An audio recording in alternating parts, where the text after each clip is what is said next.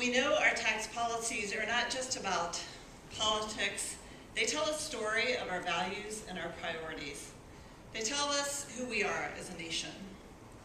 Our religious values demand that we serve the common good, not special interests. This is not a new fight. At the same time, this last year at this time, I was across the street in the Capitol Rotunda with some of my colleagues here, praying that members of Congress would not balance the budget on the backs of the poor. We were arrested for that. Today we're up against a similar yet different threat, a proposal that fails to extend vital improvements made to refundable tax credits, including the child tax credit and the earned income tax credit.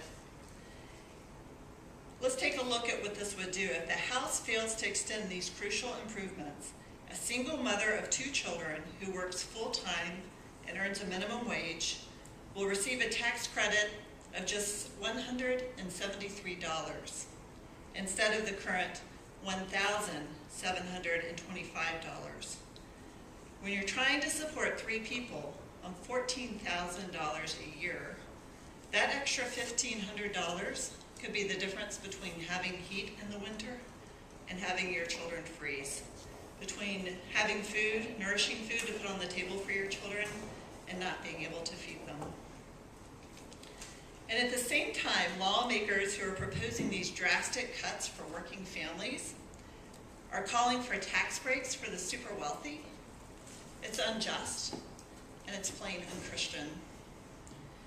The diverse coalition of Christian leaders on this statement may have theological differences, but we can all agree on one thing. Favoring the wealthy over hardworking families is immoral. So now I'm going to introduce the other Christian leaders who are joining here today, and they're going to speak in the order I introduced them. The first is Reverend David Beckman. He's the president of Bread for the World and one of the leading U.S. advocates for the hungry and disadvantaged. The Reverend Noel Castellanos is the CEO of the Christian Community Development Association, which works with underserved communities to effect social change.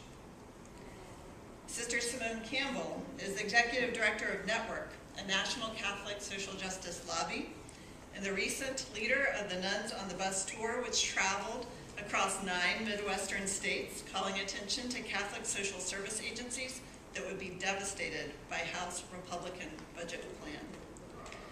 The Reverend Michael Livingston, the director of the National Council of Churches Poverty Initiative, which empowers and mobilizes the faith community to fight poverty.